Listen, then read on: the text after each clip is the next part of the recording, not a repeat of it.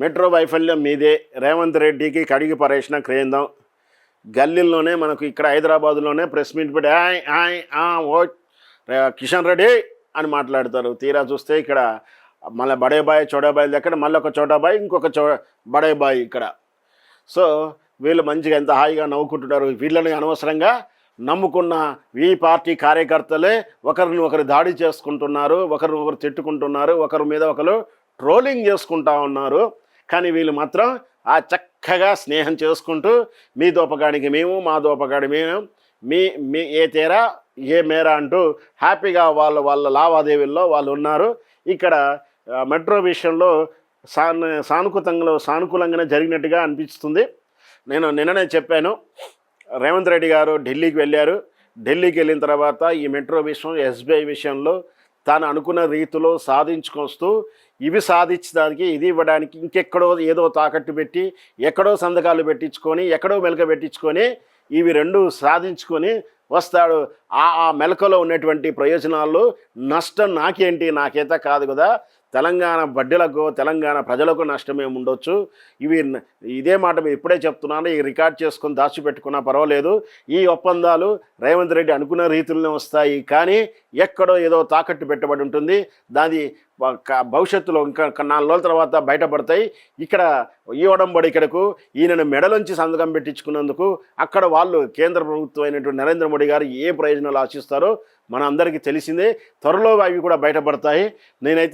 నేను విశ్లేషించింది ఎప్పుడు కూడా తప్పు కాలేదో వేచి చూద్దాం. అదేంటో అసలు ఈ వార్త ఏం జరిగిందో చూద్దాం. మెట్రోపై ఆవేశ ప్రకటన తప్ప ఆచరణయోగ్యమైన ప్రణాళిక లేదని, కేంద్ర నిబంధనలకు విరుద్ధంగా రేవంత్ రెడ్డి సర్కారు వ్యవహరించడం రుణం రాకపోవడానికి కారణమైందని మరోసారి స్పష్టమైంది. ఢిల్లీలో సోమవారం కేంద్ర రైల్వే శాఖ మంత్రి అశ్విని వైష్ణవితో సీఎం రేవంత్ రెడ్డి కేంద్ర మంత్రి కిషన్ రెడ్డి భేటీ అయ్యారు. 2 గంటల పాటు జరిగిన ఈ సమావేశంలో ముఖ్యమంత్రిని కేంద్రం కడిగి పారేసినట్టు సమాచారం. రుణం, డిపిఆర్, ఆర్ఆర్టీఎస్ ఇలా ఒక్కొక్కటి అంశంపై వరుస ప్రశ్నలతో సీఎంను ఉక్కురుబిక్కిరని తెలిసింది. బహుశా మనం నిన్న చెప్పాను కదా, సార్కి ఇచ్చేటటువంటి బుగ్గకారులకు సలహా మండలి మరి ఏం ట్రైనింగ్ ఇచ్చారేమో, ఒలింపిక్స్ విషయంలో ఎంత అబాస్పాలయ్యాడో, మరి అవన్నీ ప్రిపేర్ చేసి ట్రైనింగ్ ఇచ్చి పంపించారో లేదో. మరి ఇదివరకంటే కొంచెం దుబాషీల అవసరం ఉండి ఇప్పుడు అది కూడా అవసరం లేకుండా అనుకుంటాను నాకు. సో మొత్తం మీద అన్నిటి విషయంలో అడిగేశారు. మరి అడిగి కడిగేశారని కూడా చెప్తా ఉన్నారు. సరే, కడిగి పెట్టినా జరగాల్సిన కార్యక్రమం ఏంటి? నేను ఏదైతే మాట ఇచ్చానో, నేను ఏదైతే మెట్రో కోసం ఏదైతే చేశానో, నా పరువు పోవద్దు, నా ఎగో దెబ్బతినొద్దు, కాబట్టి మీరు ఏం చెప్తే అది చేయడానికి సిద్ధం. నేను అడిగి మాత్రం నాకు ఇవ్వాలని ధోరణిలో చర్చలు జరిగి ఉండవచ్చు అనేది నా అంచనా. హైదరాబాద్కు మెట్రోకు సంబంధించిన ఢిల్లీలో సోమవారం కేంద్ర రైల్వే సమావేశం ముఖ్యమంత్రి రేవంత్ రెడ్డి, మెట్రోకు మీకు చిత్తశుద్ధి లేదు, చిత్తశుద్ధి ఉంటే ఆటోమేటిక్గా అనుమతులు వచ్చాయి, అందుకే అసహన వ్యాఖ్యలు, ర్యాపిడ్ రైలు ట్రాన్సిట్ సిస్టమ్ ఫార్ములా ఇచ్చినా వినలేదు, మీ డిపిఆర్ సరిగా లేదు, అయినా కేంద్రం అంగీకరించింది, జపాన్ నుంచి నేరుగా రుణం ఉంచిందనడం పచ్చి అబద్ధం. నేరుగా రాదు, కేంద్ర ప్రభుత్వం సహకరిస్తూనే జపాన్ సహకరిస్తామన్న ఒప్పందం ఎందుకు చేసుకోలేదు? అశ్విని వైష్ణవ్తో జరిగిన భేటీలో సీఎంకు ప్రశ్నల వర్షం. దాదాపు 2 గంటల పాటు ఢిల్లీలో కేంద్ర మంత్రుల చర్చలు. రుణానికి రైల్వే శాఖ నుంచి అడ్డంకులు లేవని స్పష్టీకరణ. నేడు కేంద్ర పట్టణాభివృద్ధి శాఖతో మంత్రి రేవంత్ రెడ్డి భేటీ. మెట్రో రైలు స్వాధీనం కోసం కేంద్ర పట్టణాభివృద్ధి శాఖ అమలు చేస్తున్న అది విషయం. కేంద్ర పట్టణాభివృద్ధి శాఖతో మాట్లాడి సాధించుకోవాల్సిన కార్యక్రమం సాధించుకొస్తారు. ఇంకోటి, ఎస్బీఐ ఖాతాలపై సర్కార్ ఆరా, ఏ శాఖల ప్రధాన ప్రభుత్వ శాఖలు ఉన్నాయి, వాటి ఏ మేరకు డిపాజిట్లు ఉన్నాయి, అన్ని శాఖల గురించి వివరాలు సేకరిస్తున్నారు. ఇది మహా విధ్వంసం అని చెప్పాలి, ఆర్థిక విధ్వంసం, పెద్ద బ్లాక్ మెయిల్ మాఫియాగానే వర్ణిస్తాను నేనైతే. ఇట్లా ఒక రాష్ట్ర ప్రభుత్వం ఒక సంస్థని ఇట్లా బ్లాక్ మెయిల్ చేయడము నిజంగా దారుణ విషయం. కన్విన్సబుల్గా డిస్కస్ చేయాల్సి ఉంటుంది, లేదా మీకు కావాల్సినటువంటి భూమి ఏంటి, మీ ప్రాబ్లం ఏంటి అని కన్విన్సబుల్గా మాట్లాడాల్సిందే. కానీ ఈ రెడ్డి దురంకారం, రేవంత్ రెడ్డి గారి మన ఊర్లలో దొరల రెడ్డి అంకారం మనం చూసాం చాలాసార్లు. తెలంగాణ సమాజం ఊర్లలో రెడ్డి దొరల దురంకారాన్ని సమాజం చూసింది. వాళ్ళ మాటే వినాల్సిందే, వాళ్ళు నెగోషియేషన్ కూడా చేయరు. నేనైతే చాలా చూశాను మా తెలంగాణ ప్రాంతంలో. మేము ఎన్నో ఊర్లలో జమీందారులుగా ఉన్నటువంటి రెడ్ల అహంకార ధోరణులను చూసాం, అవే కనపడతా ఉంది. ఎస్బీఐ ఖాతాలపై సర్కారు అంటే వాళ్ళకి ఎదురు మాట్లాడేది లేదు, ఖచ్చితంగా నా మీదనే కేసేస్తారా, నాకు ఎదురు వెళ్తారా అనేటువంటి ధోరణితో ప్రవర్తిస్తున్న తీరు నిజంగా చాలా ప్రమాదం. ఎస్బీఐ అంటే ఈ ఈ ఈ దేశానికి నిజంగా కూడా ఇప్పుడున్న వ్యవస్థలో ఆర్థిక వ్యవస్థలో బ్యాంకులు కీలక పాత్ర వస్తాయి. ఇట్లాంటి వాటితో చేస్తే ఆర్థిక విధ్వంసం జరుగుతుంది. మన ఆర్థిక వ్యవస్థ పటిష్టంగా ఉండబట్టే ప్రపంచవ్యాప్తంగా ద్రవ్యోల్బణం ఎన్నిసార్లు వచ్చినా కూడా ఈ దేశం తణుకలేదు, ఖచ్చితంగా తలడిల్లలేదు ఖచ్చితంగా. ఎందుకంటే మన బ్యాంకుల వ్యవస్థ స్థిరీకరించబడింది. ప్రజల జీవన విధానంలో స్థిరీకరైనటువంటి పొదుపు లక్షణాలు, రకరకాలైనటువంటి కారణాలు ఉండబట్ట వల్ల ఇక్కడ కూడా ద్రవ్యోల్బణంలో ఎప్పుడు కూడా దెబ్బతినలేదు. కానీ ఇట్లా బ్యాంకులను స్థిరీకరించకుండా ఇట్లా తణుకుసలాడేలా చేస్తే మాత్రం ఖచ్చితంగా చిన్నాభిన్నమైతే బ్యాంకు వ్యవస్థలు భవిష్యత్తులో రాష్ట్రమే కాదు దేశం కూడా ఇబ్బంది పడాల్సిన పరిస్థితులు ఉంటాయి. విధ్వంసం సృష్టించవద్దు.